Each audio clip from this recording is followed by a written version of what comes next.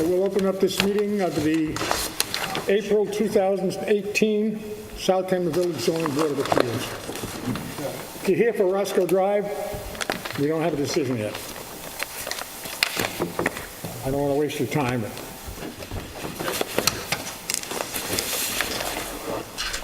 We do have some other decisions. We do have these other decisions, right, Wayne? Yes. No, I didn't realize I had it one. I thought it was a few of them.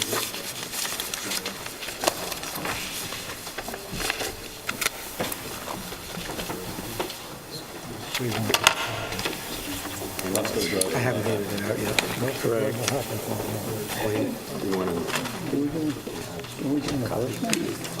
2993. Oh, is that the chicken to do that one? That's two. That's the wet one, right?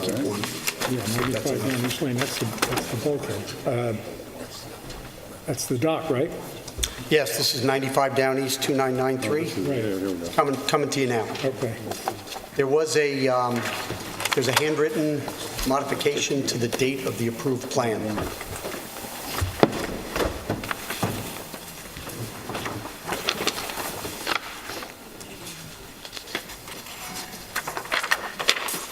That's the 4/9/2018 you got? Yes, yeah, it was a more up-to-date plan that just came in. Yeah, I got that.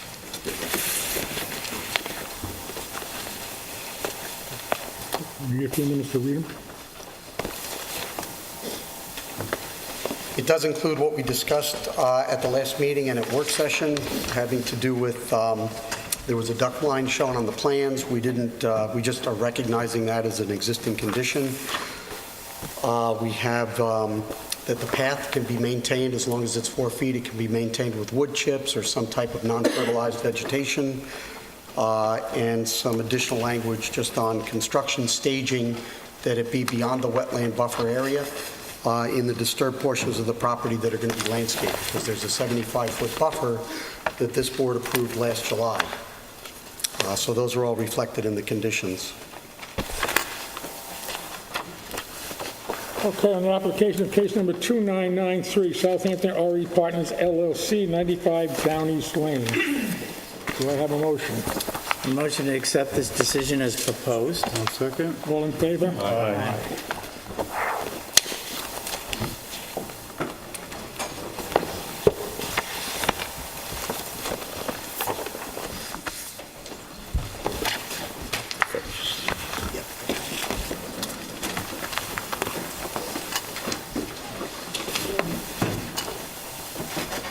You all set for the other one? The application of 2994, 784 Meadow Lane LLC at 784 Meadow Lane. Move we accept this decision as proposed. 1 second. All in favor? Aye. And as I said before, we do not have a decision on 2996. Supposed to have one in May. That brings us down to the pending cases, the first one being 2995 Dinah Maxwell Smith, 59 Meeting House Lane.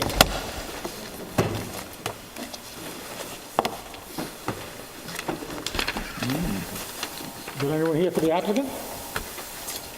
I would suggest if there's not, you put it on the second call. Yeah. I will hold that one in abeyance. That takes us down to 2997, the Beechwood Latch LLC, 101 Hill Street.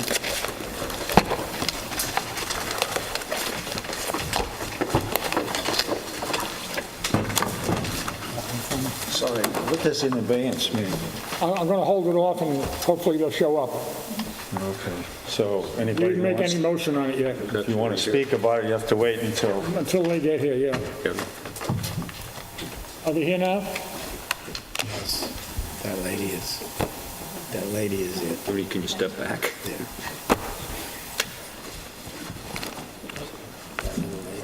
Then All call right, it we'll go again. back to that.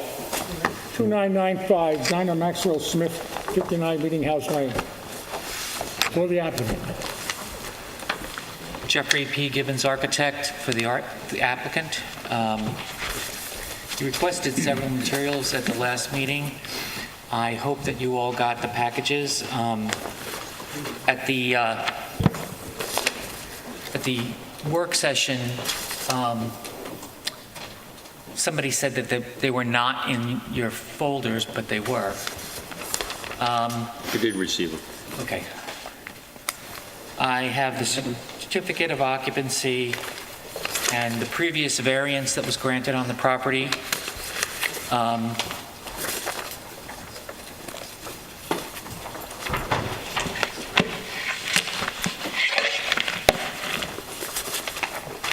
Do you want it to face a certain way for the cameras, or do you want to follow along with the...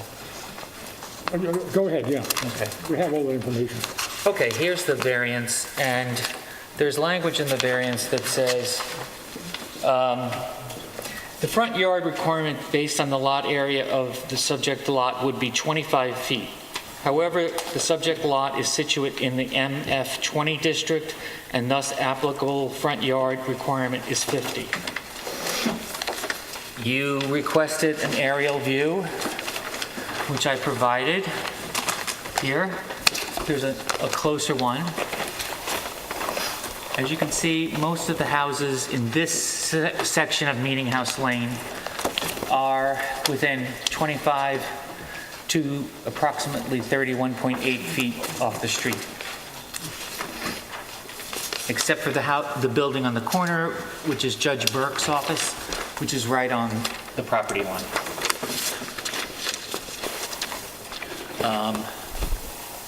You asked for a streetscape. There's Judge Burke's property. The next property is 51 Meeting House.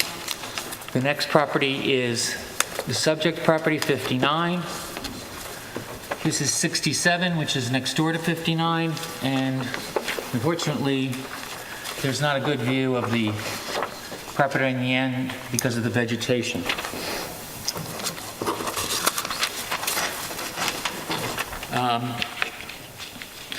The other request was for survey of the property. Here's the existing property, and here's the proposed. The other thing I've included is the neighbors' surveys. This is 51. It is 24.8 feet from the property line to the front of the house. Number 67, or number 59 is actually now 32. That was the last variance that was granted. Number 67 is 31.8.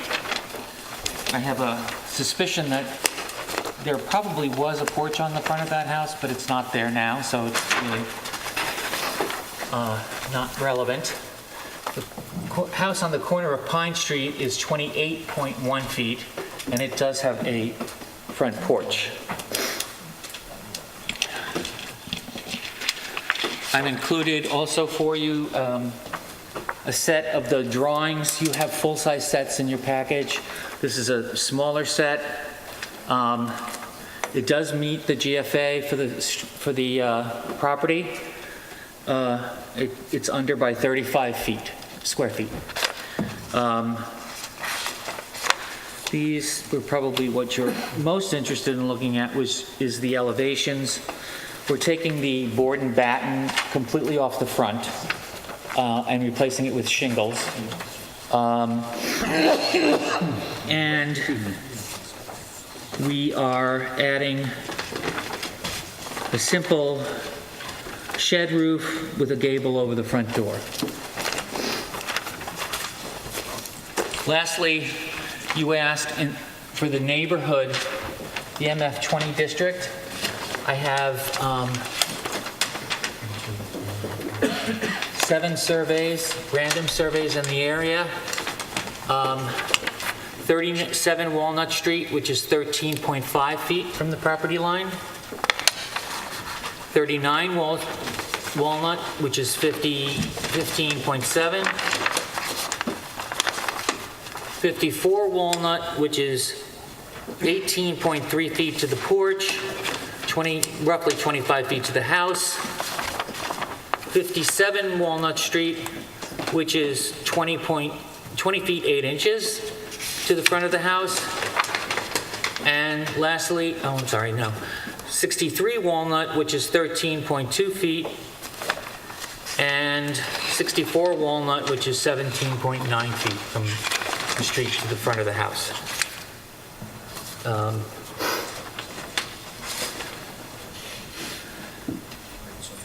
These are my supporting materials for the request. This house, I know that there have been comments about this house. It was a spec house originally. It looks big because it has what looks like a third floor or a half story on the third floor. None of that is accessible from inside the house. It is all mechanical space. You can't, there's not even a staircase or a pull-down stair to get up there. There's just a hatch. Also, the middle of this house is taken up by a two-story stair hall, which means that most of the area for the ground floor is eaten up by this stair hall, but you don't have that area on the second floor. So it's like a donut. So this whole area there is a lot of small lots. A lot of them very, very close to the street. A lot closer than yours here. Yeah. I think we understand that. Okay. The lots are small, the setbacks are long. Any other questions from the board? No. Wayne, you got anything? Just one question. Remind us again what the purpose of the addition? It's not a new bedroom. It's for No, what kind of it's- space? It's a sunroom, more or less. The purpose of this is to try to take it from being a sort of postmodern, who knows what type of house, and make it look more like it belongs on the street. Take the board and batten off, which is not a usual material in the village, per se. It is used out here a lot, but it's not an in-town material. It's more like a barn material. And it has the recessed porch, which I haven't seen. Of course, I haven't made an exhaustive study of it, but it's not a regular feature. And we're also going to take the shutters off of the second floor. And if you look in these two pictures, this picture here, you can see that this house, the cornice line for the roof, they line up almost exactly. But this house appears big because of this big triangle of space that nobody can get into.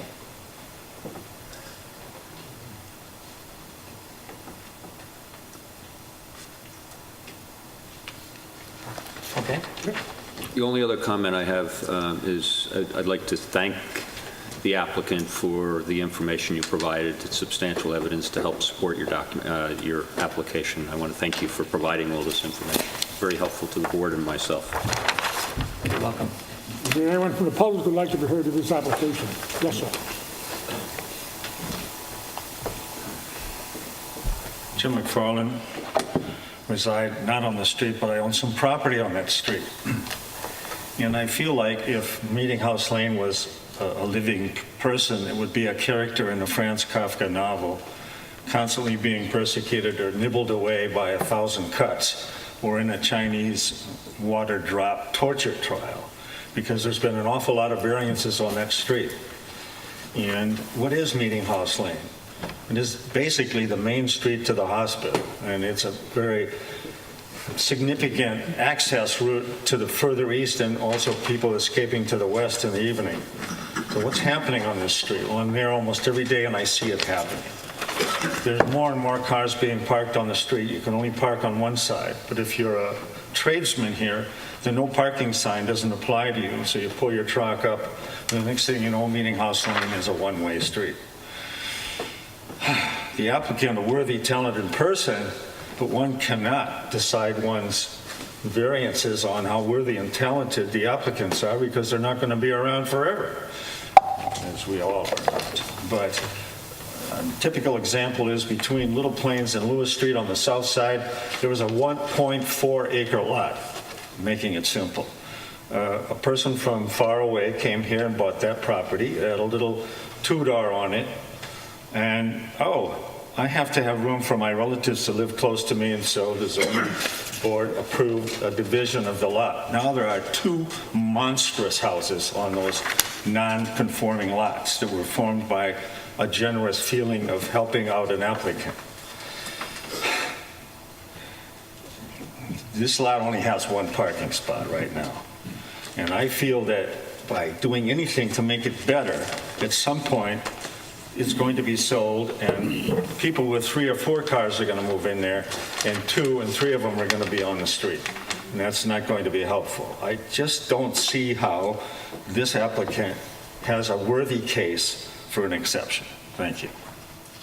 Is there anybody else who'd like to be heard? Yes.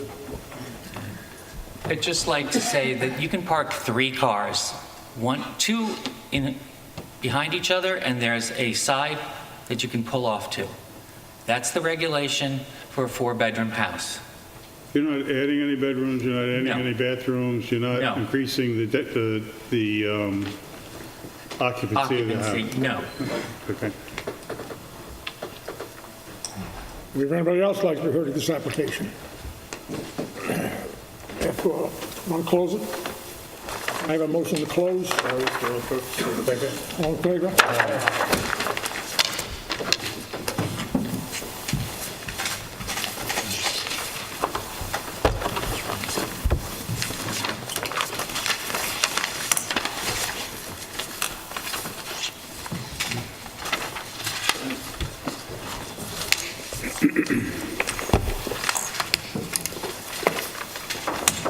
You ready?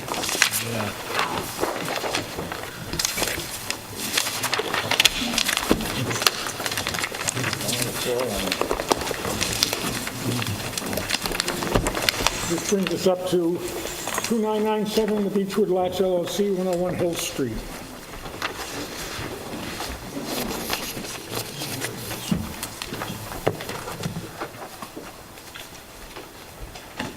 For the applicant, David Gilmartin Jr., Farrell Fritz, 50 Station Road, Watermill, New York. As an update from our last public hearing, we met with the fire marshal. He's reviewed our new plan.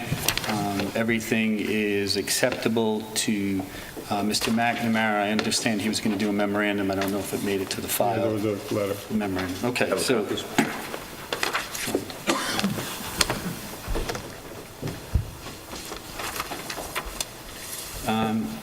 secondly, the village attorney asked us to do a zoning comp update, and we submitted that. It's what you saw at the work session, and then we were able to update the floor plan. So you have that. I think the highlight of that is that the average size of the units dropped from 3,423 square feet to 3,191 square feet, which is about 3%. We do have tonight a copy of an elevation of a unit that we had previously built that I think will give you a little bit of the flavor. Obviously, if we get through this process, we have to go through the ARB process, and they'll have a lot of input on what it looks like, but this is something that we, really generally anticipate doing, so I'll hand that forward.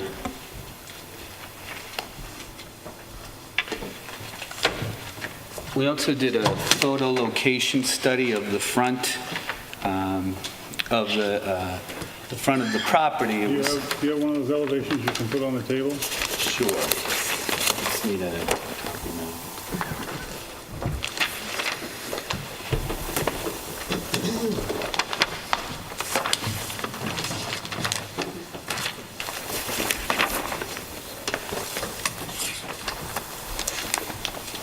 This is a photo location map that we put together to show you the front of the property. It was suggested that this property's improvements that are behind the Terry Cottage and the Latch building would be visible from Hill Street. And this studies that suggestion. And finally, we have several letters that we have received in support.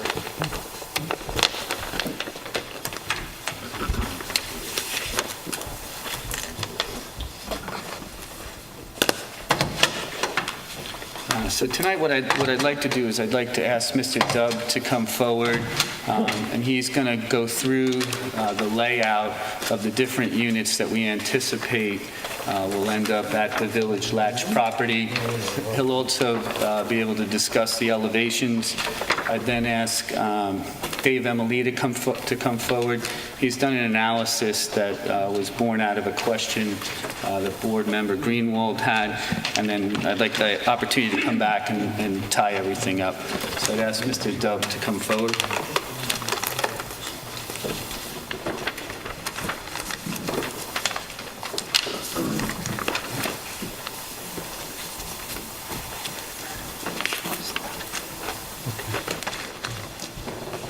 Good evening. You don't have to be at that microphone anywhere in front of the... Oh, great. Better. Good evening, Board. Thank you for allowing me to appear before you. We previously discussed, the type of unit that people want to live in and what people are looking for. And what I try to do is have different types of units for different needs. The target market here is people who have roots in the village, want to stay in the village, maybe live in a house that has a bedroom upstairs, master upstairs, and now they want to live downstairs. So we design primarily mastered down. Now, with a couple of bedrooms upstairs, typically for when the grandchildren come. So if I can, I'll take you through the floor plans.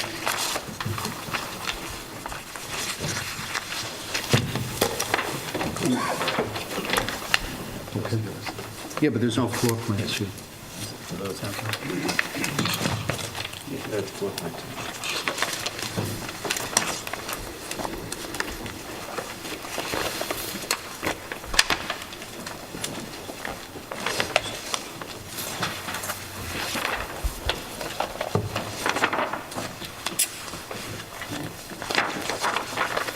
So the first floor plan that I'm going to take you through is what is called alt number 1, first floor. It's a one-car garage unit home. And it gives you a proportion of the sizes. The sizes are listed on it. And in effect, what this is... Hold on for 1 second. Yeah. I'm sorry. Is that better? Okay.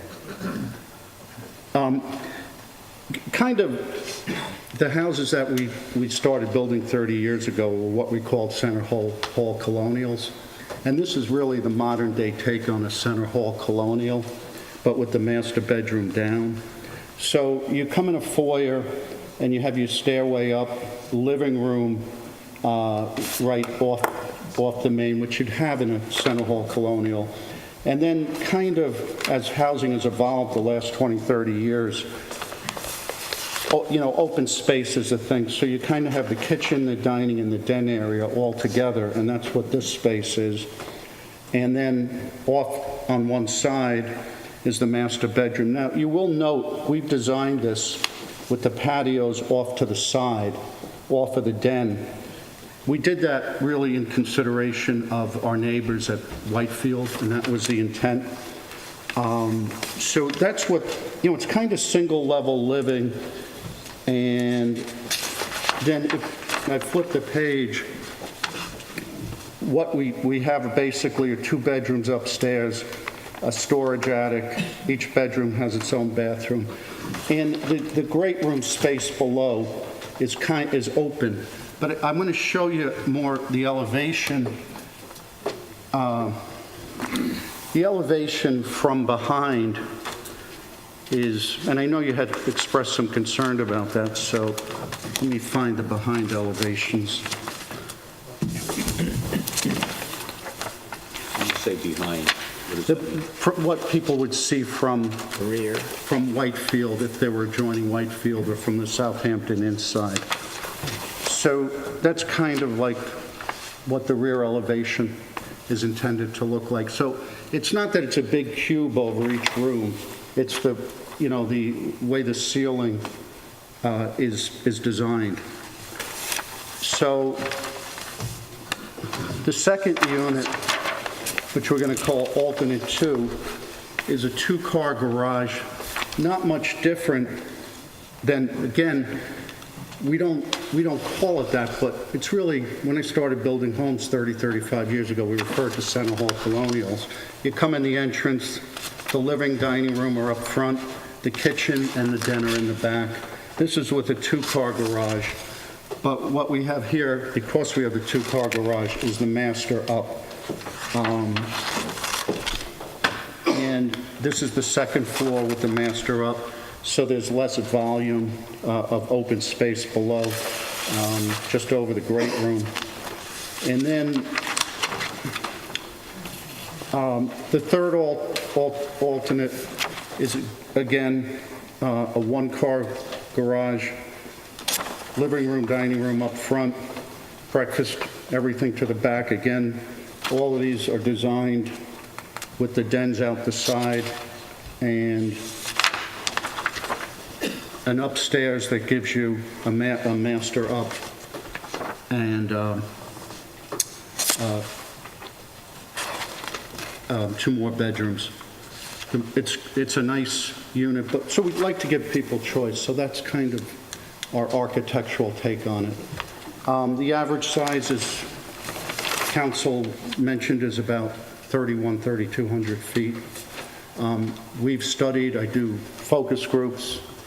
I've done 70 communities on Long Island, and that's about what people want, particularly in this price range, this neighborhood.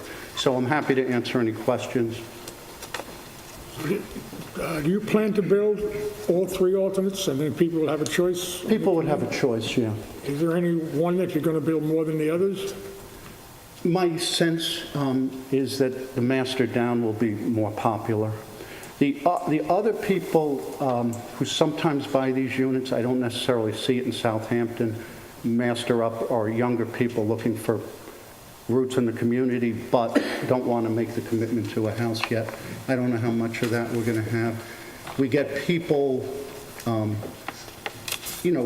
do, 40s, 50s, who do are fine with the master up, but we get a lot of people who just want out of their houses. They don't want the snow. They don't want, people really. Well, the maintenance. I build. Leaving a pool guy and everything else. I build, although I mentioned previously, I have a house in West Hampton, Stevens and Amagansett. I build in Nassau and Suffolk, currently building at exit 68. It's all mastered down, people wanting to get out of their houses, get out of the, responsibility of shoveling snow and all of that. So hopefully when residents move here hopefully from the village, it will open up some stock for people who want homes, as opposed to having to build more homes, but that's a whole nother issue. So one thing, we had talked about parking, and I know you had concerns about it. The 2-car garage obviously creates a 2-car driveway, more potential use if they park both cars in it. What I do with the 1-car garage is I do give us an apron with a second car spot in front of the house, if people want that. We did that at Bishop's Pond, and people generally want that.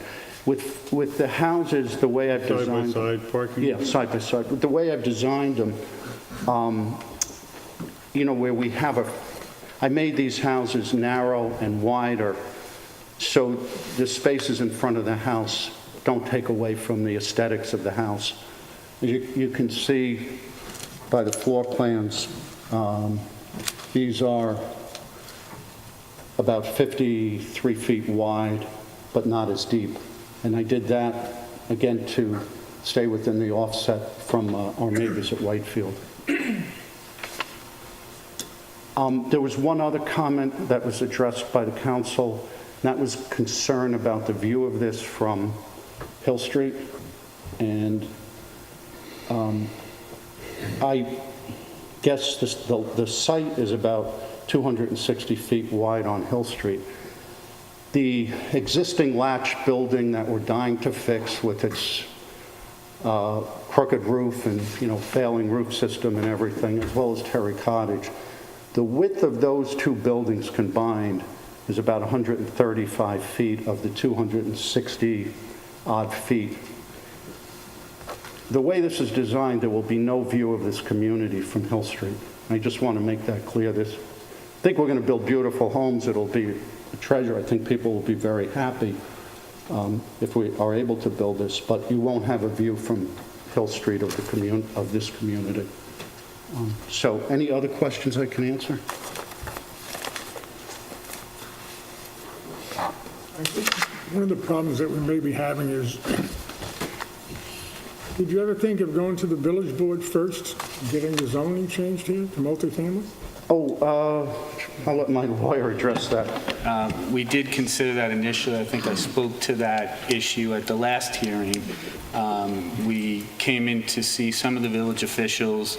One of the prior principals of this project, George Benedict, was related to the mayor. So our meetings with the village officials, we had two options. We could do the MFPRD and satisfy what we thought we wanted in an application, or we could go this route, changing from one non-conforming use to another. It was strongly suggested that we follow this route. As you understand, it's been a long time coming to get here in front of the planning board. We spent about 1.5 years there going through the secret process, but it was strongly suggested by the village officials at the time that we pursue this. We're now, 2.5, 3 years into it, so we're committed to this process and committed to seeing it through. Things that crop up in my head as I look and think about the project is that you have a village latch, and it has a septic system that I guess the health department has accepted for its use for 35 rooms or whatever. Well, it's a pre-existing system. Yeah. But it's a cesspool. It's not a septic system. I understand that. But now we're going to, we have 4 acres that's zoned half-acre zoning, which means if you had half acre, you'd get 6 houses in there with 6 septic systems. We have 4 acres where we're going to have 25 septic systems, and even though they're these new nitrogen high-efficiency systems, it's still, almost 4 times as many septic systems squeezed into a 4-acre property. And it's, I don't know, it seems a lot, Right. I mean, and then they're houses, so not only is it just a bedroom with a bathroom, now you got a house that has bedrooms with bathrooms, kitchens, laundry rooms. That's 25 laundry rooms that you're going to have. It's just, and I don't have my head wrapped around that much on such a small acreage. Right. So let's take a step back. I think that, and I mean this with the most respect, that you're viewing it wrong. The village code has the provision we're here under tonight, which says you can change from one non-conforming use to Yeah, well, that's my point is that better? So that's Well, yeah, the debate. So right. you tell me why that's better. All right. But what the trap is, there's a trap, and it's a trap that's inherent in this code where you say, listen, it has to be beneficial to the neighborhood, but to go through the process, to come to you to make an application, requires us to do an analysis under the underlying zoning, right, which is R20. The R20 is not going to happen here, and it's a fiction to think that it will. So it's a trap to say there's a lot going on, there's too much under an R20 analysis. That shouldn't be the analysis. It's the procedure we have to follow, but not the analysis you should entertain. And I liken it, or I'd call it the R20 trap. Right? It looks like we have too much FAR. Looks like we have too much coverage. It looks like we have a lot of things that are oversized. But if you take a look at it in comparison to similarly situated properties, it's really a lot less. And you've done this before. These applications have been before you. This change from one non-conforming use to another actually occurred on this property. We went through it at the Enclave. We went through it at Bishop's Pond. Both of those two applications had a bigger unit, a bigger density than what we're proposing here. So I'd ask you to think clearly. Don't fall into the trap. Don't fall into the R20 trap. That's not what's happening here. The code is as important for what it says as what it doesn't say. It doesn't say meet current zoning. A lot of zoning codes do that. They say you can change a non-conforming use to a conforming use. This code does not. The village board decided, rightly or wrongly, we can't contest that this is the process. They gave you wide latitude, right? They didn't give you the underlying zoning. They didn't say meet it. They didn't say make it conforming. They said we're motivated to to affect the neighborhoods in the village by giving property owners the ability to change from one non-conforming use to another, so we have something less impactful. And that's exactly what's happening here. I understand that. What's on site. And I understand that I'm not going to hold this property to half-acre zoning standards, but what's compatible is double, is triple, is quadruple? When does the build-out on the property become less beneficial than what's there now? And that's what we have to try to figure out. Right. You have to figure it out, but you have a guide.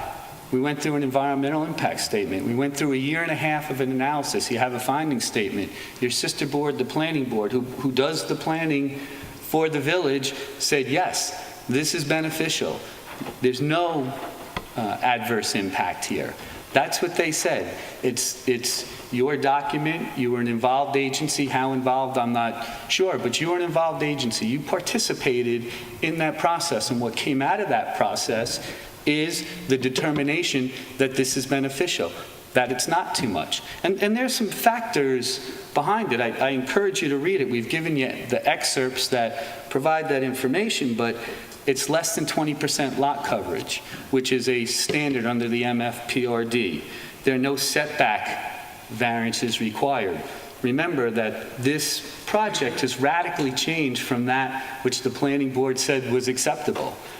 We're here now in something that's, I would think, to the zoning board far better than what the planning board said was beneficial. We don't have any setbacks. There's no height variances required. There's a suggestion that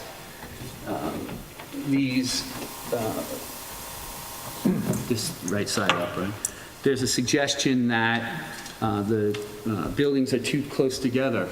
They're 59 feet on our eastern side, 49 feet, western side, 49 feet on the eastern side, which makes sense in a transitional. This is a 90-unit hotel. They're a little closer, 10 feet closer on this side. We put an extra building, and we tried to lessen the impact on that side. So we tried to do the transition. I mean, if you look at, this is how we started. This is what the planning board said was beneficial, right? Entrance here. We have the village latch building moved up significantly to within 30 feet of the street. We had garages. We had these 4 buildings back here. We really reduced today what the planning board said was beneficial. And that was through this process in front of this board. So this is where we are today. So the evidence of it being beneficial is there. But let me run through some of the things, because I think it's important. You understand what's on the site today, the village latch, and what's going to be there. You have a business today that operates illegally as a 67-room hotel. Many of these buildings that are on this site, this we can use. Right, so we laid... Use that's illegal, is it? What? No, there are 37 units is what the CO allows. So there are buildings on this property that are used illegally. So if you look at the Property have the latches, number 2. Number 3 is the old motel building. Those 2 are permitted to have, permitted to be used as part of the inn. If you look at 4 and 5, and there's a shed on the property line there, those were illegally added. The single-family dwelling in the rear, which is designated as 6 and 7, were structures that were moved over from the old Nyack Boys School. What happened here with 6 and 7 is that there was a subdivision. It got final conditional approval, the buildings were permitted, and then for some reason the subdivision was never completed. So those 2 buildings are permitted to be there. So we have, through those 4 buildings that are permitted, we've done the analysis. In those 4 buildings with those rooms, you'll see on there, there are 64 beds within those. Our proposal with the 3 bedrooms will end up with 66 beds. 2 more beds than what currently exists there.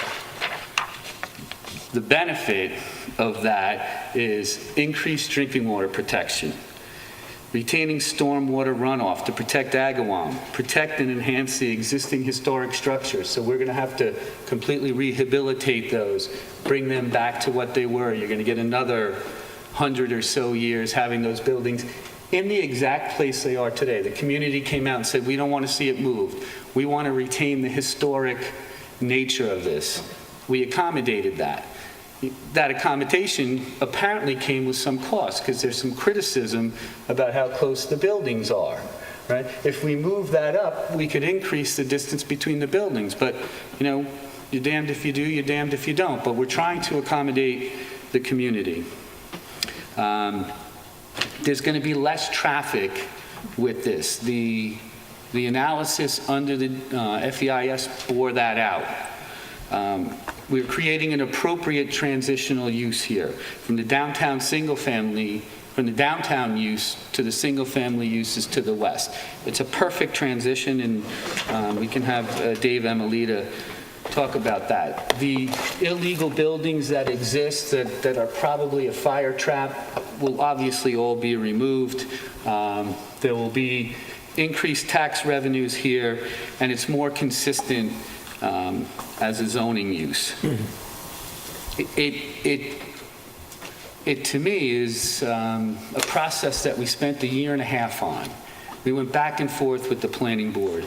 The ultimate issue with the planning board was the septic treatment, right? Once the septic treatment came into place, and we voluntarily agreed to do the IA system, the planning board was comfortable, and they saw the immense environmental benefits. I mean, right now we have cesspools and no stormwater runoff. That is not going to happen when we're done with this project. I'd ask Dave Emilita to come up. I know he has an answer to a question that Board Member Greenwald had, but we're here to answer any questions, and I'm happy. The diagram there, that's on the top, is that something you've submitted before? Or you're No, submitting I'll submit it. Yeah. Okay, I'm going to ask first Kevin Walsh to come up and talk about the septic system. Yeah, I just want to hit on a couple of things, actually, just to reiterate what we talked about last time, because we're talking about the benefits. Just to revisit a couple of those things, there were a couple of benefits in particular that Mr. Gilmartin touched on. The first of which was the drainage situation, and as he mentioned, we're providing a fully upgraded storm drainage system that will contain the runoff from the entire site, as opposed to what's there now, which is essentially one dry well for the entire property. So what you have, obviously, is all the runoff from the paved surfaces, from the roofs, from the sidewalks, from the lawn areas, running out to the street for the most part and ending up in Lake Agawam, which, as we know, has some severe pollution problems, owing to the fact that a lot of that surface runoff carries the pollutants from the roadways and from the parking areas. In fact, as I mentioned last time, one of the recommendations of the various studies that the village has conducted is that exactly this type of improvement take place, that the stormwater runoff be intercepted and recharged at the upper elevations of the watershed, which is exactly what we're doing here. With respect to the sanitary system, just to provide a little more color to that, as Mr. Gilmartin said, we have, compared to the current situation, we have the ability to discharge 6,900 plus gallons per day. As you mentioned, currently, there are not even septic systems on the property. They're essentially cesspools that discharge directly into the ground. Again, the studies that the village has commissioned note that 49% of the nitrogen loading for Lake Agawam comes from these types of poorly functioning septic systems, the old cesspool systems and the current septic systems. And by virtue of installing the innovative alternate sanitary systems, again, we're looking at a reduction of about 62% in the nitrogen that gets discharged into the groundwater. So that's a vast improvement over what's there now. So I just wanted to highlight the comparison of what's there now to what we're proposing as we did last time. Okay? David, before Gilmartin, just on the diagram you sent, can you just, I don't need an explanation now, but you described some different numbers in which buildings you're saying were legal or not legal, but could you just follow up with something to describe that in writing?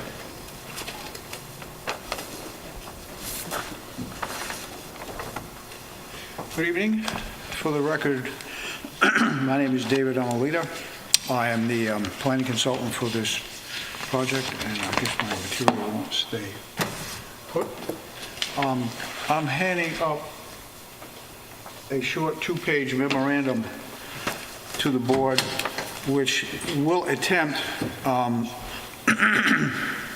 in a technical and numerical analysis to address some of the questions that Board Member Greenwald raised last time, and we'll compare some of these density parameters of the current proposal to the other zoning districts that have been linked to this property. You know, what if we were comparing to the MF25? What if we were comparing to the underlying zoning R20, which we discussed at the last hearing, is totally inappropriate for this property based on previous planning studies and based on the village's own comprehensive plan. So it's clear to me, and should be clear to you, that the R20 zoning designation for this property is totally inappropriate, considering planning theory, considering your own village documents.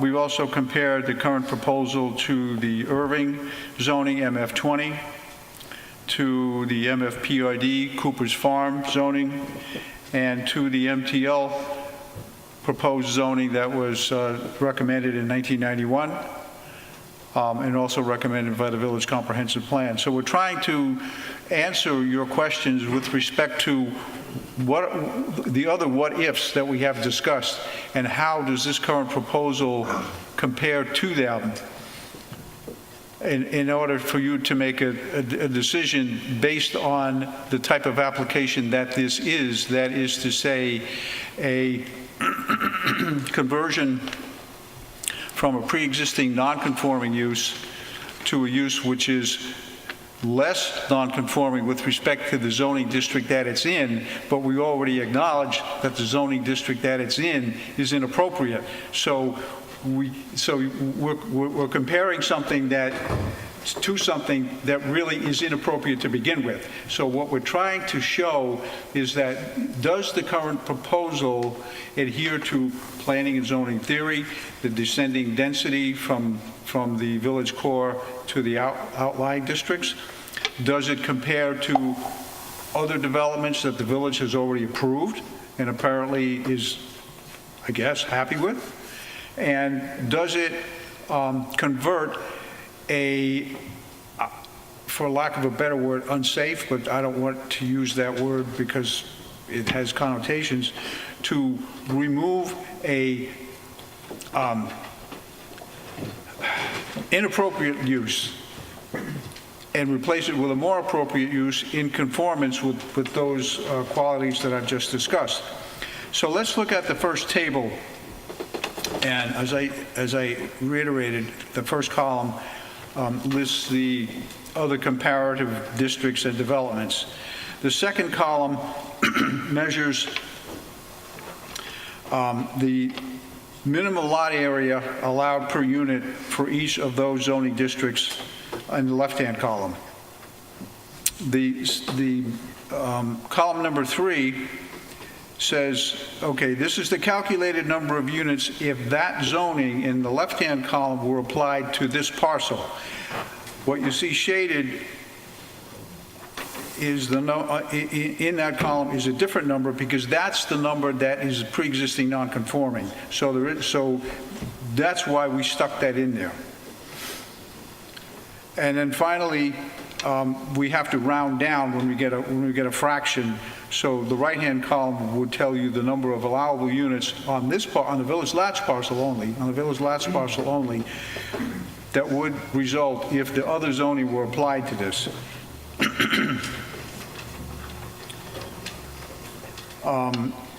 You can see those numbers for yourself. The table demonstrates that the current proposal nearly compares to the MF20, is less than the density allowed under the MFPRD, and is far less than the motel unit density that would have been allowed under motel zoning had the village comprehensive plan been followed, even acknowledging, of course, for the fact that motel use is transient, and this proposal is for condominium development. So we're not really comparing the exact same kind of units. But how we can compare this is that the commercial residential unit use could house upward of 130 people on this property at full seasonal occupancy, given the 67 pre-existing units. While the proposed use for the 22 units wouldn't be expected to house that many people unless each of the 3-bedroom units, and I believe, if I'm correct, each of the proposed units is to have 3 bedrooms. If each of the 3-bedroom units were fully occupied by 6 people, you still wouldn't reach, or would barely reach 130 at the motel unit density. So we're not even if every unit were filled, 3 units, 2 people per bedroom, chock full, it still wouldn't reach the motel density. So again, the current proposal is a movement away from a transient commercial residential use toward a more conforming permanent ownership residential use. And as long as this parcel is zoned for residential use, we have to view that as a move toward conformity, acknowledging that R20 is inappropriate. You know, again, we demonstrated that last time, and your own village documents say so. On the second page, we get into a little more of a numerical analysis, and I think this may get closer to Board Member Greenwald's comments at the last meeting. Again, first column lists the developments or zoning districts that have been brought into discussion. The second column shows you the average floor area per acre in each development. These are actual numbers. The middle column shows you the average floor area per unit, per dwelling unit, as compared to the maximum that would be allowed under the village zoning code, that is section 116-17.1. The fourth column shows you the lot coverage ratio of each development as compared to the maximum that would be allowed under the Village Code, Section 116-11.2. And finally, the last column shows you the floor area ratio of each development. That is to say, the total floor area divided by the lot area, the total lot area. So then, let's go back to the first comparative column, the average floor area per acre. And we see the figure for the current proposal is 15,669, which is slightly above the Cooper's Farm and higher than the Irving MF20 and MFPRD, but acknowledging that this figure for the current proposal includes not only the allocated garages, but covered entries and clubhouse. So we're talking about more than just the dwelling unit. Now, moving to the dwelling unit, the average floor area per unit as compared to the maximum allowed under the code, we see Whitefield, the code for MF25 doesn't specify a maximum. You won't find it in 116.17.1. The current zoning for R20 would allow a dwelling unit of 3,900 square feet, and there's some additional calculation for the accessory buildings, but I'm talking basically about the dwelling unit. The same figure would pertain to the Irving. The same figure would pertain to the current proposal under the underlying R20 district. The MFPRD zone is not regulated in this parameter by 116.17.1, and of course the motel district isn't regulated. This parameter isn't regulated at all.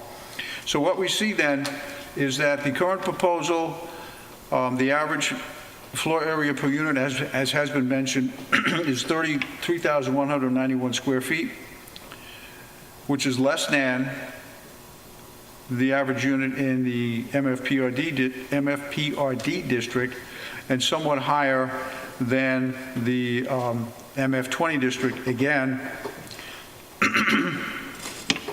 the note reads, including allocated garages, entries, and clubhouse. But the point I'm making here is that this is not, in terms of average floor area, this is not doesn't contain the largest units of the multiple family developments that have been approved by the village. Column number 4, lot coverage ratio. That is the percentage of the lot that's covered by structures versus the maximum allowed by the Village Code, Section 116-11.2. We see Whitefield at 7.78. We see the MF20 at 14.7, 14.8. We see the current proposal at 19.65, and the MFPRD at 18.82. The 19.65 figure, I believe, has come down certainly from, well, I can't say certainly from, but most likely from the original proposal that was deemed beneficial by the planning board in its secret findings, and less, a lower lot coverage ratio than the previous proposals that you have been presented with. And all of the figures are significantly less than the maximum lot coverage ratio allowed by the village code. So all of these developments are less dense than that would be permitted, or would be allowed, the maximum that would be allowed under the village code. And finally, the floor area ratio. This is a measure that has been used to popularly characterize the total floor area of a development versus the lot area that it sits on. And many zoning codes use this as a parameter to regulate building size or building floor area as compared to the lot area. In Southampton Village, however, this parameter is not used. So to make a judgment based on floor area ratio, one can make that judgment, but it has nothing to do with the village zoning code, because the village may get there at some day, but it hasn't yet. So what we're saying, what we see there is the current proposal at 35.97%, I believe is at least 3% lower than proposals you have recently seen, and brings it in closer alignment with the MFPRD floor area ratio, higher admittedly than the MF20, and certainly far higher than Whitefield. Now let me conclude by basically I'm going to try to read this last paragraph because I think it's kind of important, and is less of a technical nature, and I think brings these figures into a better understanding, a better historical perspective. As Board Member Devaney pointed out the last hearing, and as I think we would recognize when we look at the Whitefield development, is that it cannot compare with Cooper's Farm, cannot compare with the Irving proposal or the current proposal because of its historical redevelopment was from a very different type of property. If you remember, if you've had the chance to look at historical aerial photographs, that was basically for many, many years, within our memory, a single-family large estate. It was the Merrill Breeze estate. And then I believe it turned to a school, Merrill School of Economics for a short time. And then it became converted into the Nyack Boys School, which I guess went financially defunct. I'm not sure exactly what happened. So during that time, and it was around in the mid-1970s, I believe this was one of the first multiple family zoning proposals the village ever faced. And it was, I believe, approached with very great caution to try to not overdevelop the property, but allow the main building to be reused internally instead of a single-family home, but to have individual units within that structure, preserving the facade and the overall look of the structure. I'm not sure how many condominium units are actually in there, but that was allowed to be converted into a multiple-family structure, and additional units were allowed to be constructed throughout the property inside a ring road that ran around the property, preserving the central, what was then the athletic fields for the Nyack Boys School, but preserving that central green. So what resulted was a very low density, not very low density, but as far as multiple family developments went, or have evolved, was a relatively low density development. So, and it does sit itself in a it is surrounded by R20 development. So it by itself is far more dense than R20. Not far more dense, but it's more dense than R20. So you might say, well, that's, that's over the top or higher than the neighborhood, but at the time, it was judged to be a preservative measure of the Merrill Breeze estate. The look from Hill Street, from what you can see in the driveways, it looks more or less like it did years ago. So, that's fine, but to compare this development or to compare the Irving or to compare Cooper's Farm to Whitefield really doesn't work. And Board Member Devaney said so, I think appropriately. It's really an outlier as far as comparing it to current or recent multiple family approvals. Now, we could look at the Irving condominium, but what was there before that? It was the Irving Hotel, huge hotel. I don't remember how many units it was there, and also the Terry Tavern. So that, I believe, that massive building and floor area may have given some weight and perhaps some sewage flow argument for the redevelopment density of the proposal, which led to the MF20 zoning for that property.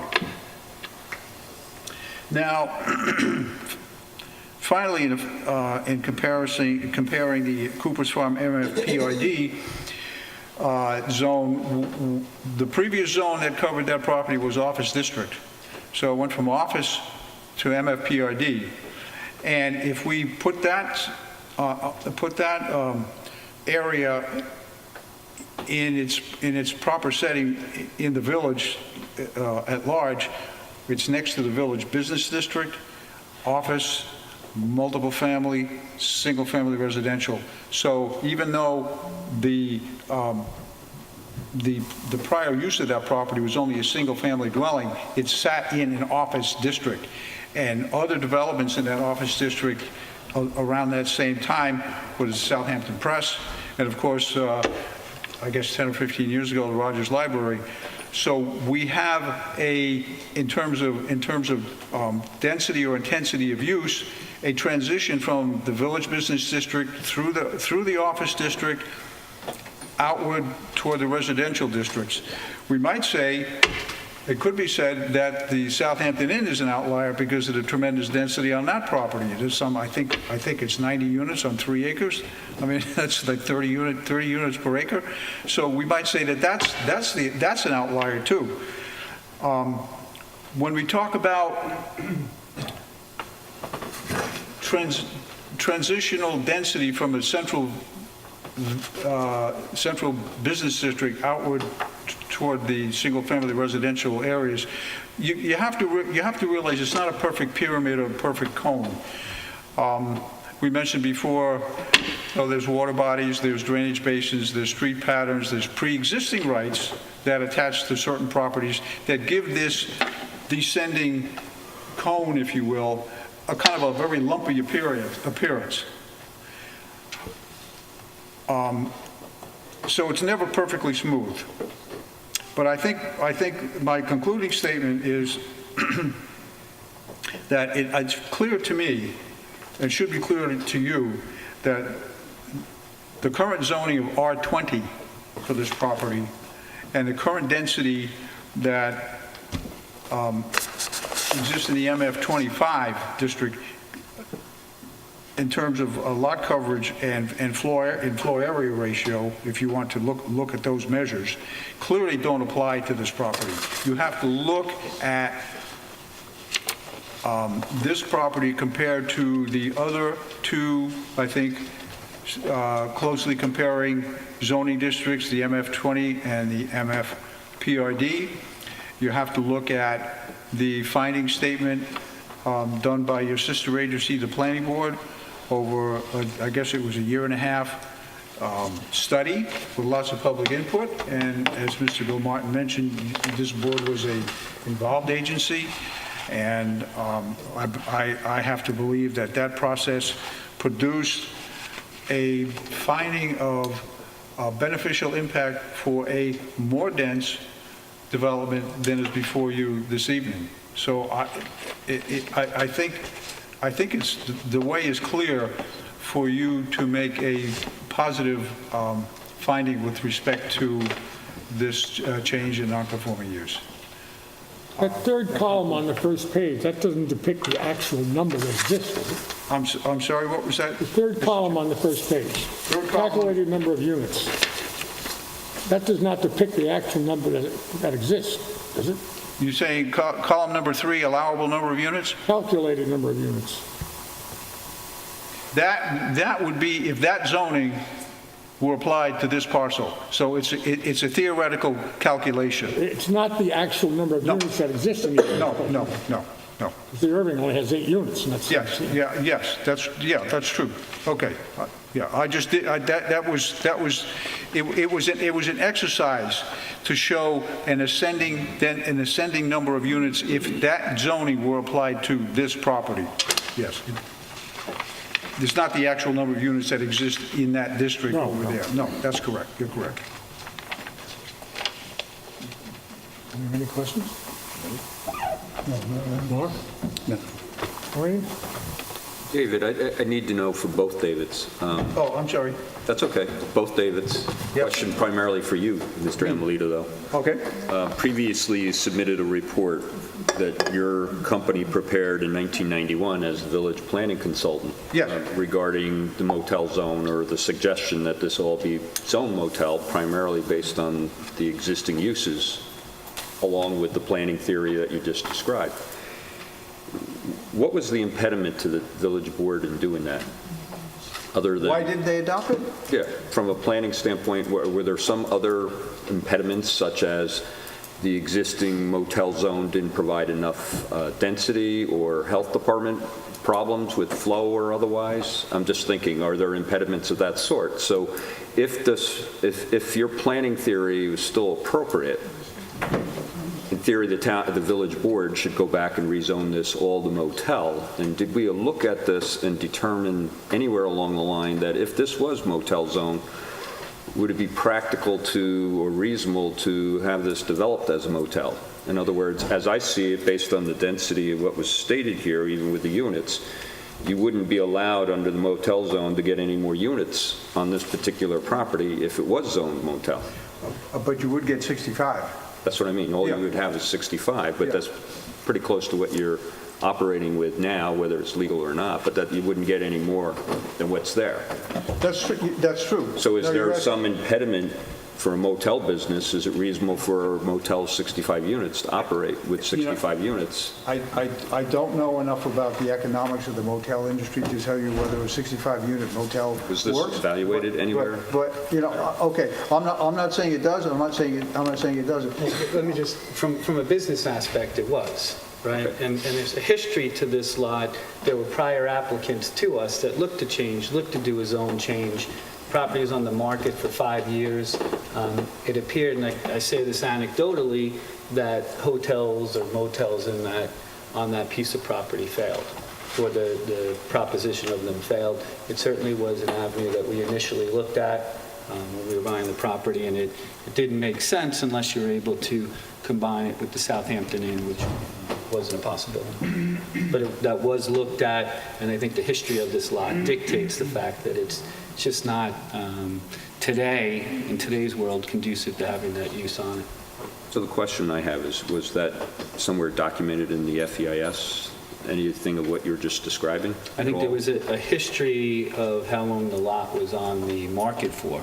That certainly was done. Because it seems to me that, given my knowledge of motels, that our current zoning, if you use the current zoning or even the 1991 motel district, the practicality or the reasonableness of utilizing those dimensional requirements and density is why we have no new motels anywhere in basically Southampton. Similar requirements in the town as well as the village, and yet you see no development of new motels because underlying zoning requirements don't make it feasible or reasonable. So in a way, your proposal from a zoning standpoint may or may not hold water, but I don't know if you analyzed that at all, because that, I would think, would be, one of the board members suggested at the last meeting, is why are you not pursuing, redevelopment of this motel or hotel, even under our own code, because that in itself would require a variance. We determined it was financially not feasible, and it's contrary to the current zoning on it. It seems to me how this discussion's gone, just a couple of observations, but the most poignant question, I think, was asked by Board Member Guzowitz: does this make sense density-wise? And I just, a couple of observations that I think will help narrow that issue. Your MFPRD, the legislative intent of the multifamily planned residential district, so what the Board of Trustees says is 6 units per acre is medium density. 6 units per acre, medium density. I think that's very appropriate here, where you're very close to the village business center. You have to be within half a mile. This is very close, and surrounded by, on one side, a heavy-duty commercial inn, on the other side by a multifamily. But if this were somewhere down Hill Street, somebody could come in if they had the requisite land and make that application in a single-family zoning district. So outside of where we are, your Board of Trustees, it says 6 units per acre is medium density. I then would jump to the character of the neighborhood, or the Irving and Cooper's Farm. They're our closest neighbor that is not an outlier like Whitefield. The Irving condominium has 4 units per acre, and Cooper's Farm has 4.3 units per acre. We've given you 2 parts of the analysis. We used the Latch and Terry Cottage together, and we came out at 4.4 an acre in that analysis. And the theory behind that analysis is we are taking what's currently the 2 curb cuts, making it 1 curb cut, and the Terry Cottage is going to take access off the main driveway from Hill Street. So you have 1 curb cut, which is much safer, especially with this curb cut so close to the Southampton Inn, First Neck Lane across the street. So I think it's appropriate to use the 4.4 units per acre as an analysis. If somebody wants to, pardon the expression, be thick-headed and say, wait a second, you're taking that out, it's only going to be a single-family dwelling, well, then it's 4.9 per acre.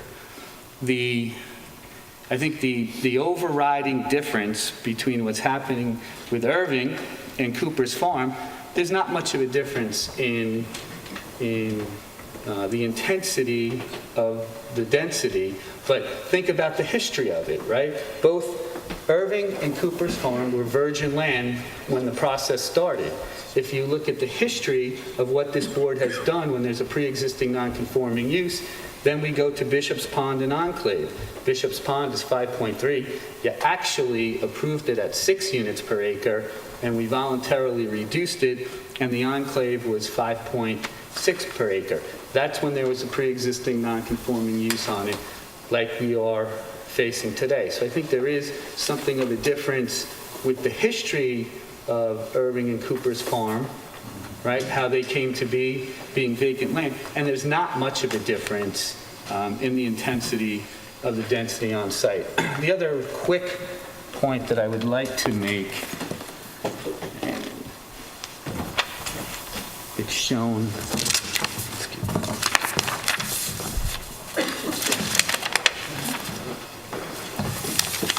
on this handout, is the new structure that will be the first or closest structure to Hill Street in the new, if we're approved, is 236 feet. So that's behind the Latch building. The first building behind the Terry Cottage is going to be more than 300 feet away. This isn't going to be seen at from Hill Street. I'd also, if you look at the last page of that, you see just a quick cutout of the entranceway. So it curves, so if you're driving down, you're going to see these Norway spruce and the nice entrance. You're not going to be able to see deep into the property. So none of what happens behind the Latch, the Terry Cottage, is going to be visible from Hill Street. And with that, I'll sit down unless you have any questions. We have some letters in support, basically in support. One from Arthur Endersky, one from Ms. Heidenberg, one from Florence and Alan Schoenfield, and one from Edward Simeone. We would like it to be read. I'll go through it. He's unable to attend the meeting tonight. We would like to express my support in allowing the zoning change. It's not really what you would call being a zoning change, but that's the interpretation. It's no secret that the Latch Inn had been struggling for years as a seasonal hotel enterprise where it can be reconfigured with substantial investment as a condominium. And he points out some other examples of successful condominiums, such as the one on Cooper's Farm Road, the one recently developed by Beechwood at Bishop Pond, and he finds them to be welcoming and tastefully rendered. This may also be an opportunity for some affordable workforce housing in the village sorely needs. I don't know if we have any provision in this for workforce housing, do we? But the others are in support also. So we have about 5 or 6 letters that support the application. One person even says if it goes through, they will sell the house and move there. Sign him up. Do we have any other comments from the public?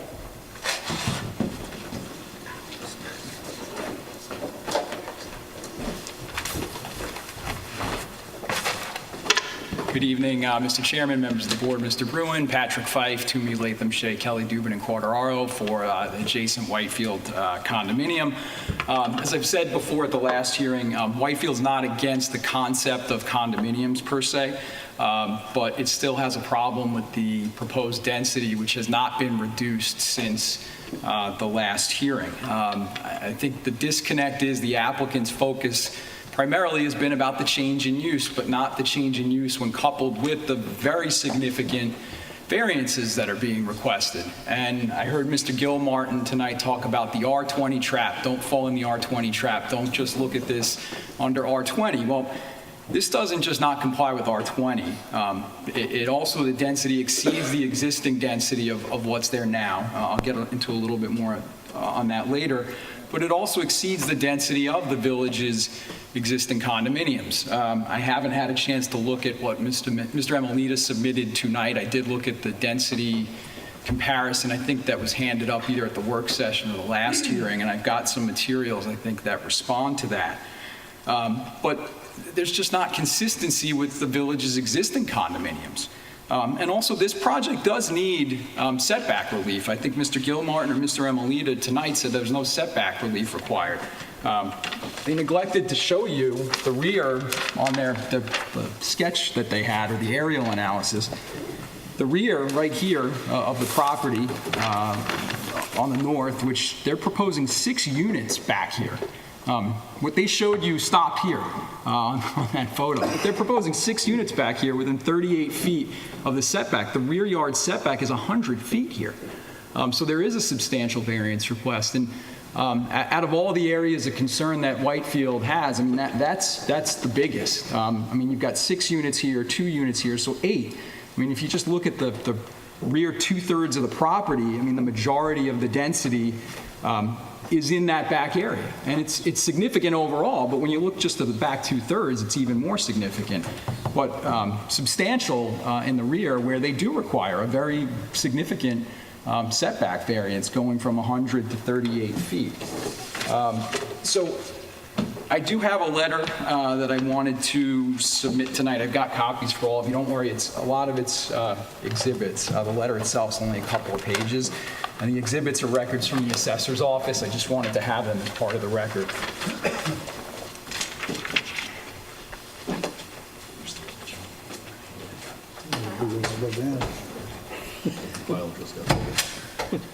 Truck.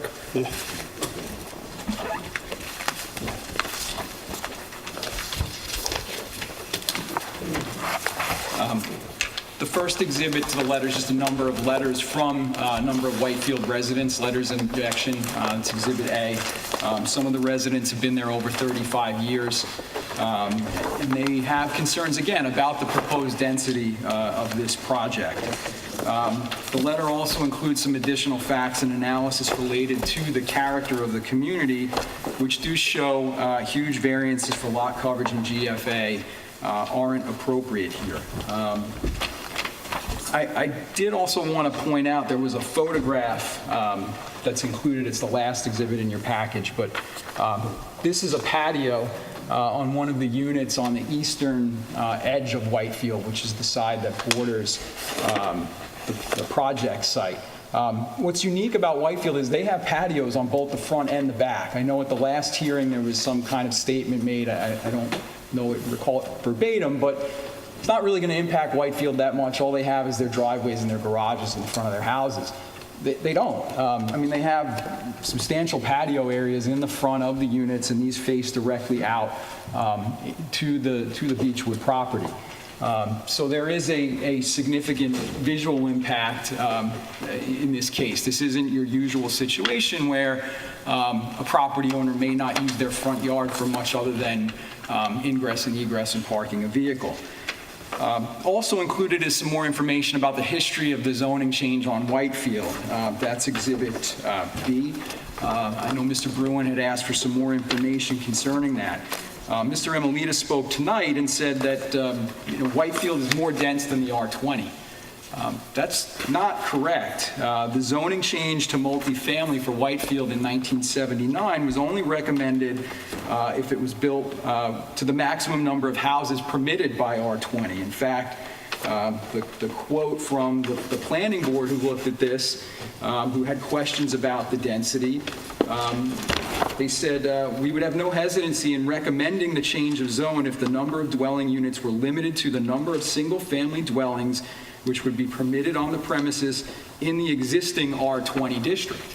And look, I'm not suggesting that the applicant here be limited to 6 or 8, I think is the yield. I forgot in terms of the single family. I think it's 6.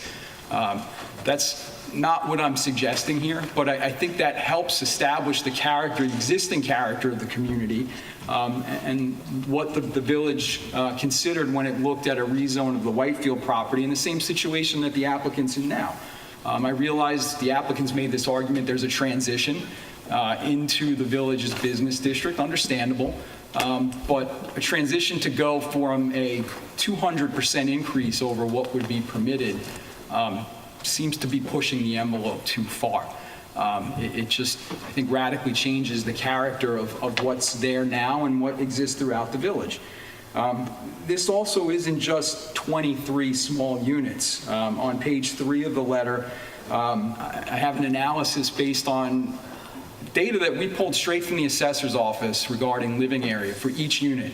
And that's why I'm sorry that your packet's got so much information. It's primarily the exhibits, but I've got the living area calculations for each unit in Whitefield, Irving, Cooper's Farm. Compared that to the proposed living area by the applicant. And just if you take the average between the 3 existing Irving, Cooper's Farm, and Whitefield, the average living area is 2,635 square feet. The applicant, I think tonight, said their units are 3,100. I actually had calculated them at 3,045. A little bit less. But in addition, the floor area ratio, when you look at them, there's a considerable difference. Whitefield was at 10.56%, Irving at 21.69%, Cooper's Farm at 28.8%, and this project, based on our calculations, was 34.43%. Again, I just think there's a disconnect here. You got to look at everything together, and that's what I'd urge the board to do. So when you couple all of this density with the proposed zoning change, that's where the problem is, and I think you have to look at all this globally. And with respect to the statement about, well, you guys have kind of had the chance to look at this and you didn't, and that the planning board's finding statement, essentially, I think the claim, they haven't said it this bluntly, but I think their claim is that handcuffs you. You can't do anything more. The finding statement was clear. It was subject to variances. It didn't kneecap you and say you can't analyze. You still have to look at the variance requirements and consider the variances that are being requested. So the planning board didn't do that and made it very clear in the finding statement it was subject to variances. So I think there's no reason you shouldn't apply the same analysis that you always do in every situation. Again, I think in addition to being beyond what exists on the other condominium complexes in the village, the density is beyond what legally exists today on the Village Latch property. The applicant hasn't responded at all to our point that what is legally permitted on this property is 37 sleeping rooms. This board has looked at that on 2 occasions. I think most recently it was 1991. It was in the last letter that we submitted back in January. But very clear that 37 sleeping rooms is the baseline you should be looking at when judging the beneficial change in use here. It's not 67, it's 37. And now we're going from what's legally 37 sleeping rooms to 69 bedrooms. It's a big jump. And I don't think, and that's where we disagree with the applicant, that is not a beneficial change to the community. There's a lot more. I know there's a few members, at least one, maybe two members of Whitefield community here who wanted to speak and their experience about what they've seen in the village and I'm sure you know, being here in the village, that a home's going to bring more traffic than a sleeping room. You've got maybe 2 occupants who come to a hotel room. And you have some staff that service it, but there's no parties, no guests. Everybody doesn't have a landscaper. Everybody doesn't have a caretaker. I mean, you start adding it up, there's a lot more people that are going to be coming to this site. I think that's clear. I also think that beyond what's there now, there's going to be an increase, it's clear, in lot coverage and GFA. So I think the board needs to say if you want to continue a non-conforming use or change to another non-conforming use in this property, you need to do better. You need to bring the density more in line with what exists in other condominium complexes in this community. And that's my pitch to you. I also just would renew my request that whatever gets approved here, if anything, that there be a strict covenant with respect to landscaping. I don't think have seen a formal landscaping plan from the applicant. But also fencing, which I know they've represented, would be included. We'd like to see that as part of a covenant. And also restrictions on development within the side yard. I know there was some discussion, people shouldn't be limited to what they do in their backyard, but this is legally the side yard. I mean, and they are proposing to put their patios on the sides of the units. But I think there needs to be a restriction on any kind of patios, decks, anything else that would be in the side yard setback. And we'd like to see that as a covenant, as opposed to just something that the applicant represents would be included in bylaws, which typically, I wouldn't say typically, but are often ignored by residents of condominiums, and they're only as good as the entity that's enforcing it, and we'd have more confidence in the village's ability to enforce a covenant than a condo association's ability to enforce its bylaws. So with that, I think the only other thing I'd ask is I would like an opportunity to review what was submitted tonight and at least provide a response to that, in particular Mr. Emilita's analysis, which we haven't been given the opportunity to see. Is there anybody else in the Well, I have a couple of questions. Am I wrong, or were you asked to determine if there were covenants or deeds of restrictions on Whitefield last time from Mr. Bruin? I know Mr. Bruin asked for more information concerning the change. I actually requested additional information from the trustees. I have not received it yet. I had the planning board file. If the board would like more information on that, I will provide anything else that I can, with respect to the trustees' approval of the zoning change. And in the rear of the property, you say that variance is needed, and the possibly burdened property owner is the village of Southampton? No, I think there are residential, I don't have the area, I believe in part, I'm not sure, I believe there are other residences back here. I don't know if the applicant, I don't have an aerial here with me, but I believe there's other residential properties in part behind that. Goes to Cooper's Farm? I think part of Cooper's Farm Road, I think there are some residential properties. Previous owners do have a house back there, Yes. I believe, or they did, maybe they still have it. And I think the applicant has acknowledged in its application it requires a setback variance there. I just think tonight the representation was no setback relief was required. I'm not saying that the applicant hasn't applied for it. It was just that it wasn't mentioned here tonight. And there's no side yard setback.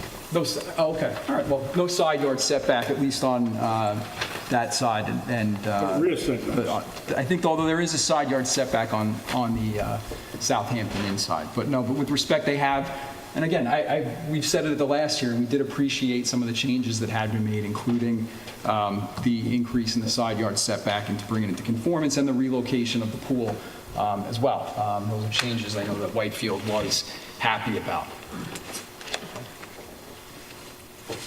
Do we have anybody else who'd like to speak?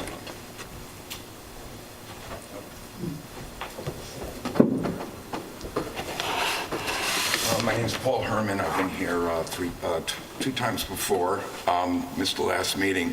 They did speak about it taking a long time in the process, but I will say it seemed like there was a lot of planning, there were square footage mistakes that they made on their presentations, et cetera, that confused all of us. So I do also reiterate what Patrick said, that we appreciate the changes that have been made. They've moved the pool away from us. I'm representing Whitefield right now. But we are still concerned with density. Again, I know just from living at Whitefield with 29 units and 5 in the house, so that's 24 separate homes or townhouses. Everyone has a painter, everyone has a gardener, everyone has a contractor doing work. So there's a lot of vehicles coming in, and particularly during the week. And just traffic tonight, pulling out of Whitefield to cross the road at 6 o'clock with everybody heading home. So I just see the density right there at that intersection with First Neck being an issue with just lots of vehicles. Recently, on First Neck, they changed from a yield sign to a stop sign, probably makes sense. But what I see happening with many, many homes going in there, I could see a stoplight being required for safety reasons, and I don't think anybody would like a stoplight, in that part of the village, which is a beautiful intersection. Again, I also have a home off of First Neck, so I'm speaking also as a local neighbor on Terry Court. So I'm just concerned about the density. Thank you.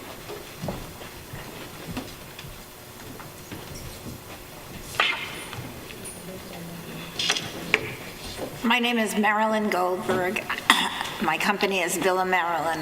I have lived here for 50 years. I have been a resident of Southampton. I've had a gallery in Southampton, which is now the Theory Gallery, the Theory shop on the corner across from Saks Fifth Avenue in those days.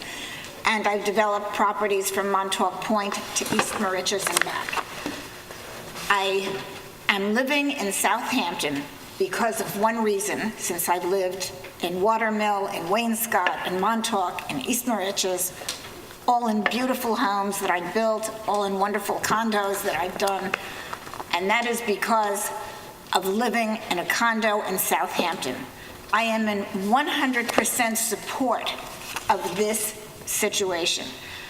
I have never been happier, nor has my family and friends, than living in a condominium complex here, which for me at this particular point happens to be at Bishop's Pond.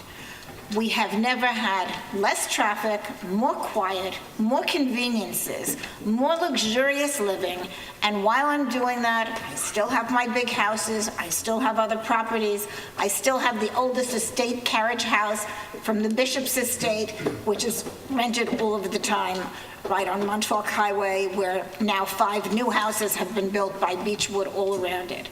And I must tell the board that this has been the most wonderful time in my life, having worked in this town, having lived in this town, having lived all around this town. It has been my greatest pleasure to be in a condominium lifestyle in Southampton. It has brought joy to my aging process, my husband's, my children have been able to come and enjoy the community, but more importantly, I have never had so much privacy as I have in the condominium complex that I live in. It's quiet, it's peaceful, everyone respects each other, there's no problems with neighbors' terraces, the landscaping is exquisite, and everyone who comes to see it wants to buy, wants to rent, wants to live there, wants to be part of this community. As a business person who travels around the world doing homes, hotels, galleries, and exhibitions, I must tell you that I would like to see this community support these condominium developments so that this town lives on through our younger generations and our older generations. Because when I was running my business in this town, the horrible death of the village that took place from the end of September until April has now changed. We are becoming a year-round community. The people who are staying are loving it. The people who are working here are forming clubs to support one another and to enjoy innovation with one another. So I can only tell you from my own experience of having lived in every town in the Hamptons and built in every town in the Hamptons, that there is nothing better than condominium living in Southampton. And I would welcome all of the board here to consider taking any locations that could be developed into this marvelous lifestyle that treats all ages, from little grandchildren to the elderly to the young people who are just starting out in the Hamptons, to support the restaurants, the shops, the town itself, the libraries. And I am finding that living in the condominium has brought visitors from all over the world. I just had people from London, from Japan, from all over who come. They love to sit in the clubhouses. They love to see the area, I think you're and they getting want a to little off invest. the track, if you don't mind. Pardon? You're a little off the track. Okay. And if you drive down Main Street on a weekday evening, aside from Bellingham's, there's no one in these restaurants. No one. Wouldn't you like to see someone in them? Huh? Wouldn't you like to see someone in them? Not really. I'm very happy with Bellingham's being crowded. No place else has been crowded. My point is, it's still pretty quiet here during the weekend, especially during weekdays. We get more people Saturday, Sunday, but Don't you think if you had more condominiums where people had an easier lifestyle, that it would be less quiet, that they would come out more often in the fall and the spring, and even in the winter months? not really, no. I have to disagree with you, sir. That's all I've been right. looking at That's what we're here for. I love it, and all of my friends and family who've come out and been exposed to it only wish that there was more. So I hope you make the right decisions, but as a student of the Hamptons and the towns and loving it here more than any place else, it's my heaven. I highly recommend you consider this. Thank you. Is there anybody else who wishes to speak? Yeah, let's get somebody besides one of our developers right now. I want to compliment the board on its patience. My name is Franklin Treader. I'm a unit owner at Whitefield. And my wife is in the back of the room, and she's watching carefully. Just by way of background, we've been in Southampton for 31 years. We lived on Halsey Neck for 27 years, and we're now 4 years in Whitefield. When I'm listening to this, I think there's a very heavy legal question, which this hearing is not going to answer, but I assume the village attorney is going to advise on, as to whether, if you change from one non-conforming use to another, whether it's a variance where you have to show hardship. And our counsel for Whitefield has submitted a letter of opinion, and then the applicant has submitted a very good opinion to the contrary. If you get two lawyers, you get two opinions. But what happens here is how tremendous time is being spent here, which I would thank you for, and then all the other agencies, and we don't know whether that issue is relevant because the applicant is playing Russian roulette. They have submitted nothing to show any hardship. The application is completely devoid of that. They would have to come in and show financial problems, whether they couldn't have a hotel or they couldn't have the houses. They've done nothing. So what happens is, if everything worked wonderfully, the lawyers and the village attorney would have a submission to the court without any issues of fact on this question of law, because you're going to be deciding this without knowing anything about the financial hardship or lack of it by this applicant. That's number one. I only have 3 points. Number two is, the best I can do is read the Southampton Press. I know when you read the paper, not everything is correct. This board is sui generis. It doesn't matter, I assume, what the mayor has to say. But I read that the mayor is calling this a cash crush. I can't find the exact words right now. A classic money grab. So you have, what happens here is that the attorney for the applicant says he's not familiar with this recent buyout. You can't buy into to a hardship, but now we've got a second buy-in where they bought out a principal, and they knew very well that there may be this whole problem with the variance and no showing of hardship. And the rest of the people involved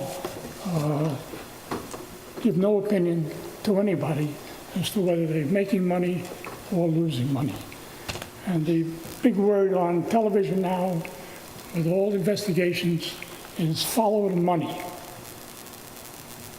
What's happening here with this application? Is this a big deal with a lot of money to be made instead of by all these variances you're going to be granting, or not? And you have no information on that and no procedure that I can understand to find the answer first rather than last. My last point is that it's Whitefield that's really suffering a hardship from this application. The last speaker spoke nicely about condominiums in general, but we happen to be right next door.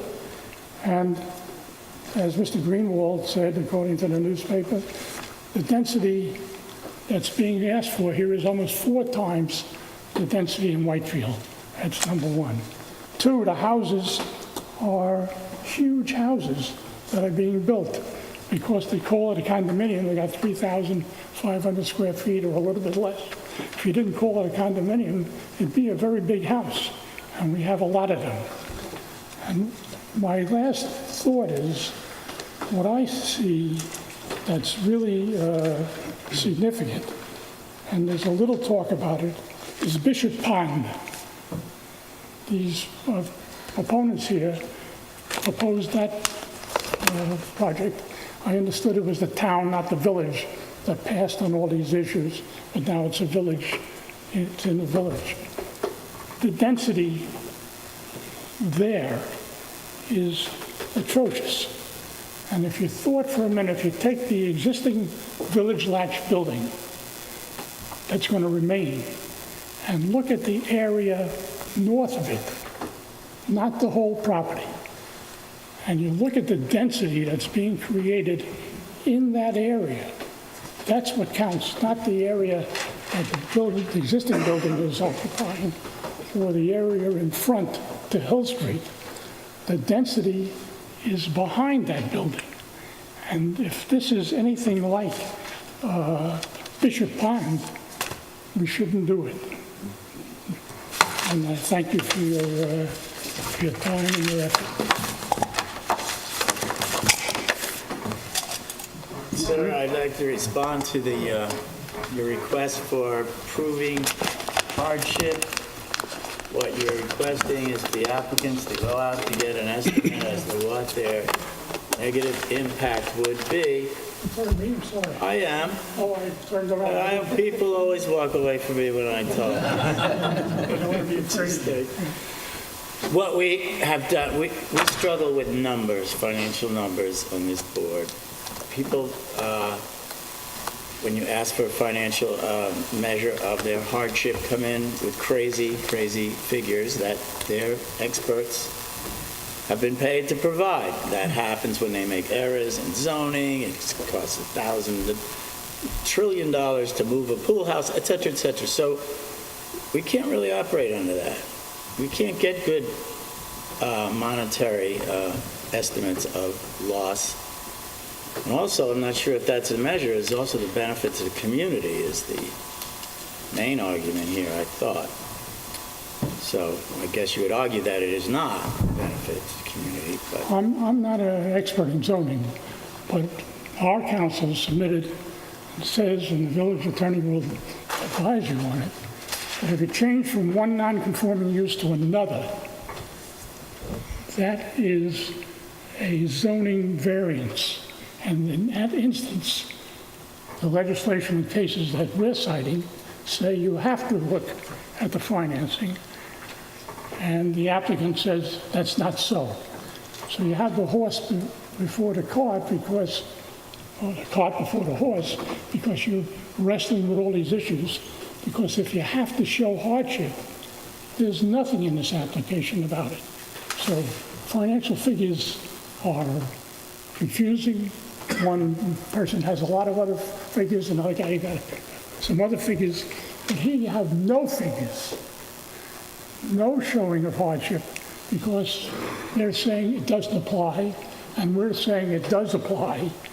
And if there was any common sense to this, not to criticize you all, but the procedure, you'd answer that question first, not after we do all this stuff. The cesspools are very important. All these things that you're going to be studying take up a huge amount of time when, if the answer is that this is a variance when you change from one non-conforming use to another that requires you to show hardship, then we got a completely different ballgame. And you should think about how we can address that issue before we decide all these things about how wonderful it is to live in a condominium in Southampton. It's not bad, but it's not the end of it. If anybody else would like to speak?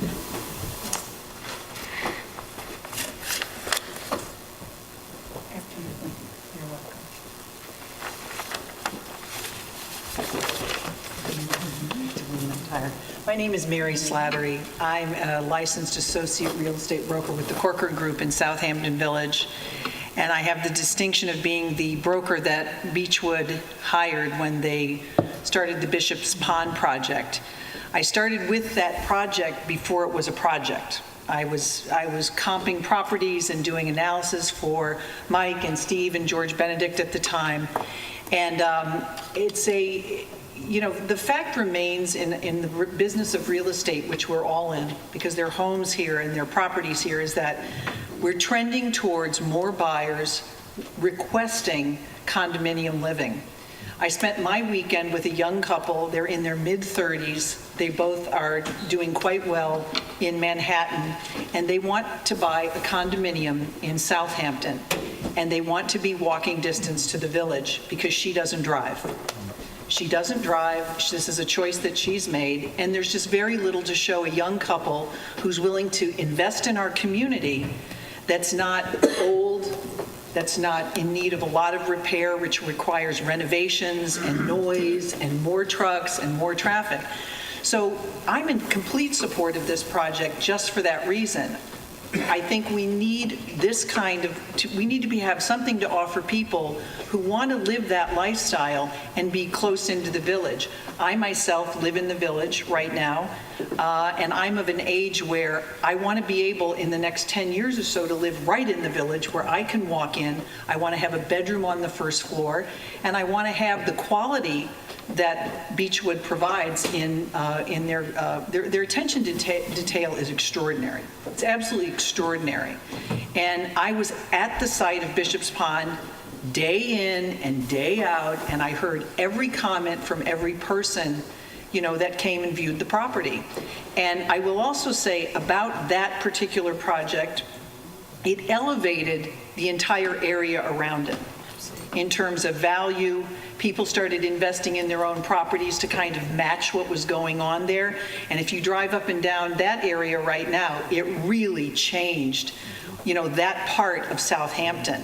And I think that the Village Latch makes me sad when I look at it. It's decrepit, it's old, there's no life to it, and we have so much vitality in the village of Southampton. I think this project should be supported. And I think the issues that are addressed, I've been listening in the back all this evening, and I'm not right on top of this project, but I think that this is a responsive group of people that are highly professional and that want to do right for our community. They did right by Bishop's Pond, and I still talk to owners that I sold to. They love it over there. This issue of walking into the village is becoming more and more and more prominent with buyers. It just is. And I think it's something that we really have to pay attention to, because I want to live here for the rest of my life, and I want to be able to do it at whatever level I'm at. So I have a personal experience with them. I have a professional experience with them, and I think they're going to do right by this project, and I think it needs to be supported. Thank you. Do anybody else? Do you have something, David? No? Yes, I'd like to make 3 quick comments. You must be sick of me. This is our site plan. This is Whitefield, right? So if we look at this, you got to take this claim of impact with a grain of salt. This is 116 feet away. This building's 127 feet away. This building's 120 feet away. This has got to be more than 150 feet away with the 6 units that they're objecting to in the back. As a point of context, and I made this point the last time, the R20 zoning district, the most restrictive zoning district, has a 120-foot wide minimum required lot width. What that means is we're more than a lot away. At one point, it's got to be fair, right? It's got to be fairness to the comment. We are so far away from them. Number two is we're not bringing any experience that Whitefield doesn't have. If you look at Cooper's Farm Road, which runs along here, I suspect that those structures, those houses, single-family dwellings, are closer to the Whitefield current structures than ours will be. The second point that I'd like to make is that both counsel for Whitefield and I believe it is Mr. Herman both said that traffic was going to increase. That is definitively and categorically wrong. That was proven during the FEIS process, and you also had Bob Eschbacher, the foremost leading expert in traffic, to come in and tell you that at the last hearing. You know, one of the questions from the board, a very astute question, said, does that include the landscapers and everybody servicing the property? The answer was yes. That's part of the IT traffic engineering analysis. And the third and final point I want to make is I never want to make or infer that there's any suggestion that you shouldn't analyze this application. Of course, that's your job. But one of the things in the FEIS that my learned counsel left out was the planning board analyzed these variances. They were greater variances than what's before you today, but they did analyze them. I'd commend you to look at that, but it came out favorably in the finding statements in the FEIS. If the board wishes, we can come back with any information. We can respond to anything was submitted, but I think it's all been said.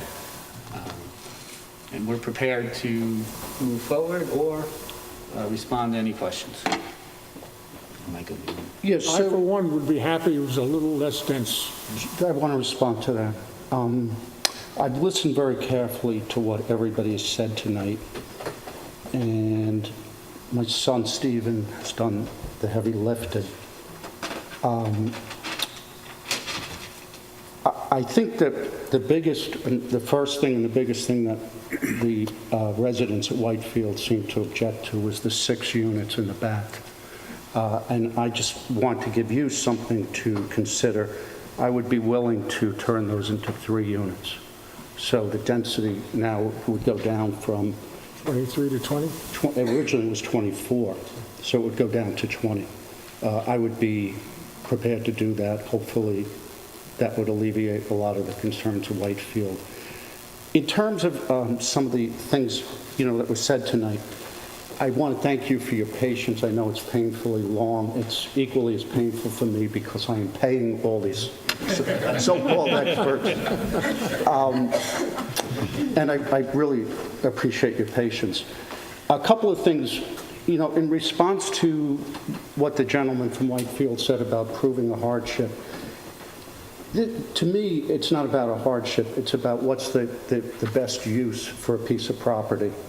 And so what is the best use? We have decaying buildings here, unkept property behind, decaying shacks. We have the opportunity to create a community, not a huge community, not a Bishop's Pond, but create something for people who want to walk to town, be in the town, remain here. I don't want to keep reiterating the same point. As a side benefit to that, there are studies done. I don't want to bore you with them. You guys probably know it. When you build, you create a certain amount of economy. You create a certain amount of jobs. It's good for the economy of Southampton. And I'm not here to sell it on the economic benefit. I'm here because I look at land and say, what's the highest and best use? Somebody said money grab. It's no secret what we paid for the land. We didn't steal this land. We paid top dollar. There's a reason that this land was on the market for 5 years until somebody foolish enough like me to come along and buy it. But I had a vision, and originally my interpretation of the zoning, the way it was explained to me, was I could put an application in for 30 units. Well, 30 turned into 24. I'm now prepared to hopefully address the major concern of Whitefield, and even some of the community organizations that Stephen has met with. I want to take a site that has a couple of buildings in decay. You know, I stopped and stood in front of the site tonight and looked at the sagging roof of the Latch Hotel. I looked at the Terry Cottage, but it was really hidden behind, overgrown shrubs. You can't even see it. It's a beautiful building. It'll make a beautiful home for somebody. So I think, we are anxious to make what I truly believe will be an improvement. I don't want to be repetitive. I've done this for a long time on Long Island. I've never left a community the worse for what I've built. We've only brought up values around us. There was some concern about landscapers coming in. This is an HOA, so a landscaper comes in once a week. What we do in the HOAs is we require they come in the middle of the week, not on the weekends, because that's the heaviest use period. So you're not going to have individual landscapers coming in. And I think, we really, mean no harm. We only want good. It's not, it's not about a money grab. It's just about trying to do the right thing. So I hope you'll consider my offer to you. Any question I can answer for you guys after this painfully long process? No. Okay, thank you. Does that conclude the comments from the floor?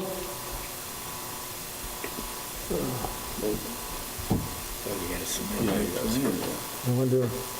Well, you have the option of either closing the hearing if you feel you have sufficient information. Just reduce the number of units by 3. No. Do we have to see You that? heard that verbally. You may want to see Do we have to see documentation of that that. plan? Yeah. You also received a substantial amount of information tonight from all parties, and I'm sure both the applicant or otherwise would like to review what was submitted and perhaps respond, as well as perhaps the neighbors, as was asked of the board. So we'll hold it open. That would be my suggestion. It would also give this board an opportunity, particularly to look at all the documents that came in tonight and the offer that was suggested. I would highly suggest the applicant, if that is the case, some sort of revised site plan that we could at least review, submitted sooner than later, and that would be helpful. That would be my suggestion. Sounds good. Do I have a motion to hold this open for all purposes? So moved. Second. All in favor? Aye.